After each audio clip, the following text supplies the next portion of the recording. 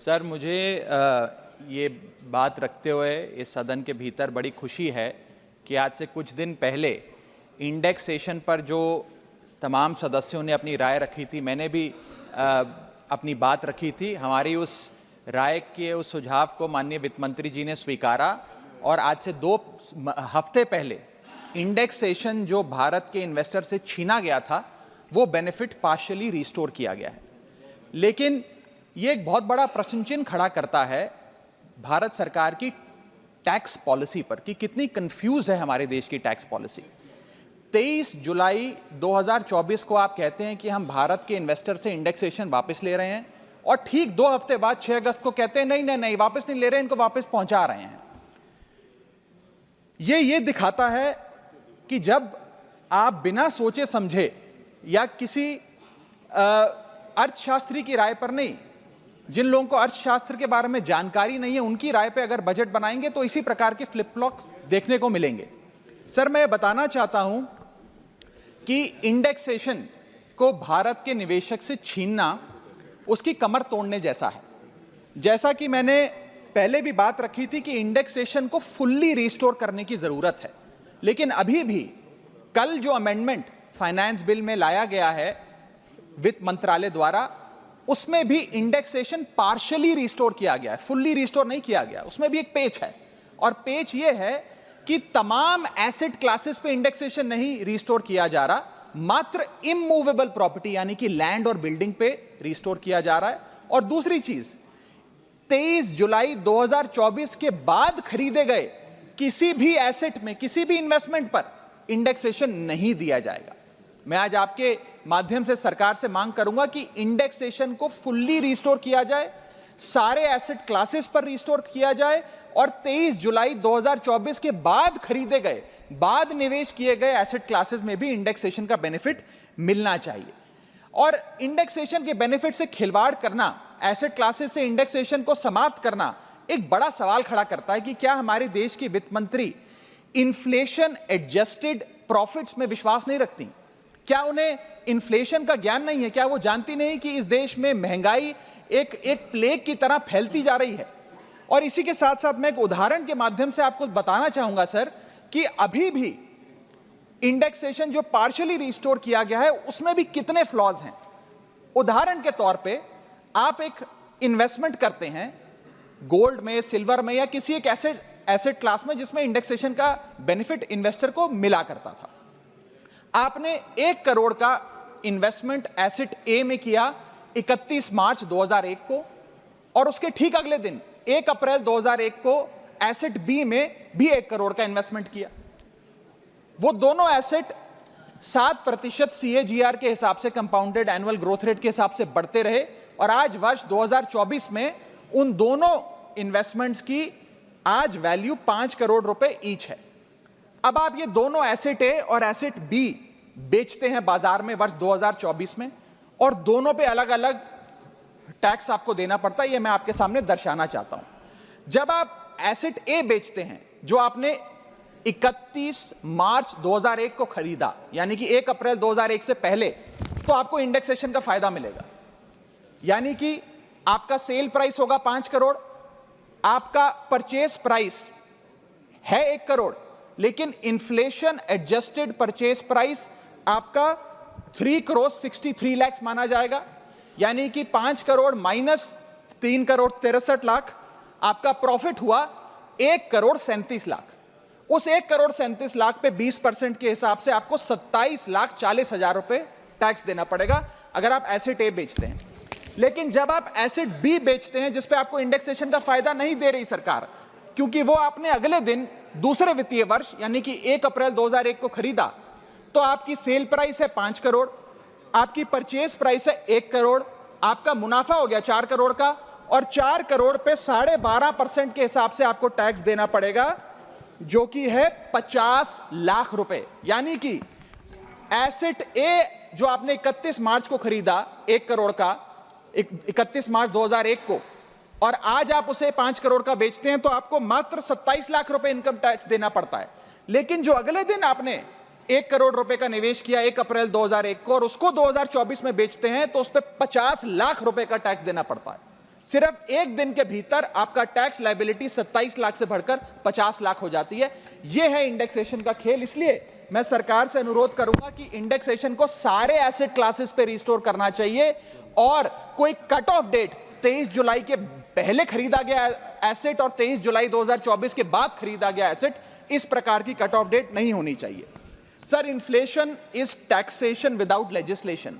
महंगाई वो दीमक है जो हमारे देश को खा रहा है, इसीलिए हम इन्फ्लेशन एडजस्टेड रिटर्न्स पे इनकम टैक्स लगाते हैं। और अगर हम ये सोच रहे हैं कि कल की जो अमेंडमेंट हुई इससे रियल एस्टेट मार्केट में को बड़ा उछाल आ जाएगा, तो ऐसा नहीं आने वाला सर। आज हमारे होम बायर्स हो या इन्वेस्टर्स हो, वो रियल एस्टेट खरीदने से बचेंगे, क्योंकि 23 जुलाई 2024 के बाद खरीदा गया जो भी एसेट है उस पर तो इंडेक्सेशन मिलेगा नहीं। आपने मात्र 23 जुलाई से पहले खरीदे गए एसेट्स पे इंडेक्सेशन दिया। और इसी के साथ साथ एक बहुत बड़ी रीसेल मार्केट हिंदुस्तान में रियल एस्टेट की, क्योंकि हर व्यक्ति नया घर नहीं खरीद सकता, इसलिए रीसेल होती है। रीसेल मार्केट में भारी गिरावट देखी जा रही है। जब मकान बिकेंगे नहीं तो रेंटल इनकम बढ़ेगी। लोगों के मकानों के किराए में एक भारी उछाल देखा जा रहा है, लोगों का खर्च बढ़ने वाला। और इसी के साथ साथ जो फॉरेन इन्वेस्टमेंट भारत के रियल एस्टेट में होता है वो भी गिरने वाला है, ऐसी मैं आज इस सदन में भविष्यवाणी करता हूं। इसके साथ साथ रिटेल इन्वेस्टर यानी कि भारत के मिडिल क्लास की कमर तोड़ने का काम सरकार ने कैसे किया। एक ही बजट में शॉर्ट टर्म कैपिटल गेन को 15% से बढ़ाकर 20% कर दिया और उसी बजट में लॉन्ग टर्म कैपिटल गेन को 10% से बढ़ाकर 12.5% कर दिया इक्विटी पे और अन्य पदार्थों पे। यानी कि आप एक ही बजट से तमाम तरीके के इन्वेस्टर्स जो शॉर्ट टर्म के लिए एक छोटी अवधि के लिए एसेट खरीदते हैं या लंबी अवधि के लिए एसेट खरीदते हैं, दोनों की कमर आपने तोड़ने का काम किया और इस देश में रिटेल इन्वेस्टर को कुचलने का काम यह सरकार करने जा रही है। मैं आपके माध्यम से अनुरोध करूंगा कि don't take middle class retail investor for granted. हमें कैसे फाइनेंशियल इंक्लूजन इस देश में बढ़ानी है उस दिशा में काम करना चाहिए, ना कि कैसे हम इस देश में इन्वेस्टर्स, हाउस होल्ड इन्वेस्टमेंट्स और रिटेल इन्वेस्टमेंट्स को कम करें, उस सिलसिले में हम काम करें। मेरा दूसरा भाग आज के वक्तव्य का है जीएसटी पर। पहले तो मैं सरकार के मंत्री नितिन गडकरी जी का जो एक चिट्ठी सामने आई, उन्होंने अपनी सरकार के वित्त मंत्री को चिट्ठी लिखते हुए कहा कि लाइफ इंश्योरेंस और हेल्थ इंश्योरेंस पर जो 18% जीएसटी लगाया उसे वापस लिया जाए। मैं उनकी इस मांग का समर्थन करता हूं और सरकार से मांग करता हूं कि हेल्थ और लाइफ इंश्योरेंस पर कम से कम हम जीएसटी ना लगाएं। ये कोई लग्जरी गुड या लग्जरी प्रोडक्ट नहीं है। और मुझे ये बताते हुए खुशी है सर कि parliamentary standing committee on finance की आज से 6 महीने पहले रिपोर्ट आई थी, जिसका हिस्सा मैं भी था। मैं भी parliamentary standing committee on finance का सदस्य हूं, जिस समिति ने अपने पैरा नंबर 2.10 में साफ तौर पे सरकार से अनुरोध किया कि हेल्थ इंश्योरेंस और लाइफ इंश्योरेंस पर जीएसटी कम किया जाए, समाप्त किया जाए, ना लगाया जाए। मैं पढ़ के वो अंश आपको सुनाना चाहूंगा।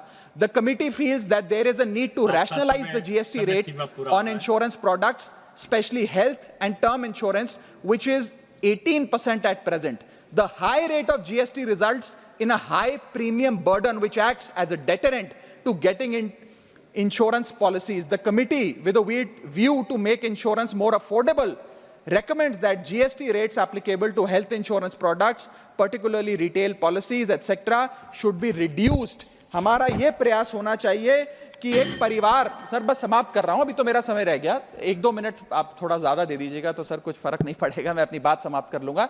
हेल्थ इंश्योरेंस पे और लाइफ इंश्योरेंस पर हमें टैक्स समाप्त करके लोगों को इंसेंटिवाइज करना चाहिए कि ज्यादा से ज्यादा परिवार भारत के हेल्थ इंश्योरेंस के कवर में आए, लाइफ इंश्योरेंस के कवर में आए।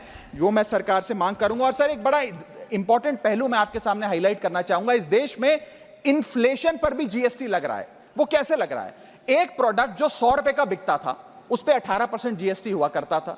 आज वो वस्तु महंगी हो गई, 100 से 150 रुपए की बिकने लगी, अब 18% 150 रुपए पे लगने लगा।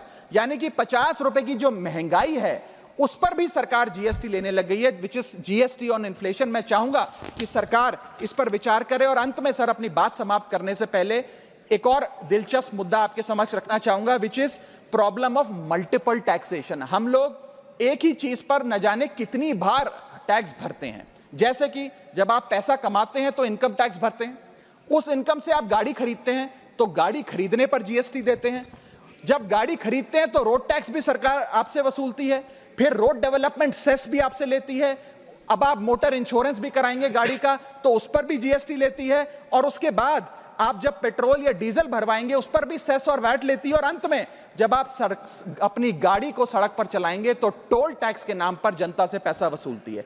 That is multiple taxation points. इतने सारे टैक्सेशन ओवरलोड कर कर हम इस देश के आम आदमी का खून चूस रहे हैं सर। और सबसे बड़ी प्रॉब्लम इस देश की आज जो बनती जा रही है आम आदमी के लिए वो है टोल टैक्स। सांसद और मंत्री को टोल टैक्स नहीं देना पड़ता, हमें छूट है टोल टैक्स से, लेकिन इस देश के आम आदमी को हर जगह टोल टैक्स देना पड़ता है। एक रिपोर्ट के मुताबिक हाईवे पे 2 रुपए प्रति किलोमीटर का टोल टैक्स इस देश के आम आदमी को भरना पड़ता है। और अंत में अपनी बात खत्म करूंगा मैं एक कविता सुनाकर, थोड़ा सा सर और इंटेलिजेंस चाहूंगा। और इस टैक्स रिजीम के बारे में 4 पंक्तियां लिखी हैं सर, मैं आपके सामने पेश करना चाहूंगा। सरकार का एक सूत्री मिशन है टैक्स, सरकार का कमीशन है टैक्स। जगने पे टैक्स, सोने पर टैक्स, हंसने पर टैक्स, रोने पे टैक्स, खाने पे टैक्स, पीने पे टैक्स, बच्चों की पढ़ाई पे टैक्स, बुजुर्गों की दवाई पर टैक्स, फसलों की बुआई पे टैक्स, ट्रेन और यात्रा हवाई जहाज पर टैक्स, खरीदने पर टैक्स, बेचने पे टैक्स, फैलने पे टैक्स, समेटने पे टैक्स, सड़क पे टैक्स, आसमान पे टैक्स, गाड़ी पे टैक्स, मकान पे टैक्स, सपनों पर टैक्स, अरमान पे टैक्स, खुशी पर टैक्स, मुस्कान पर टैक्स, दिन रात की गाड़ी कमाई पर टैक्स, किताब पर टैक्स, सियाही पे टैक्स, सब्जी पर टैक्स, मिठाई पे टैक्स। सरकार जनता से वसूल रही है बीजेपी से दिल लगाई पर टैक्स। बहुत बहुत शुक्रिया।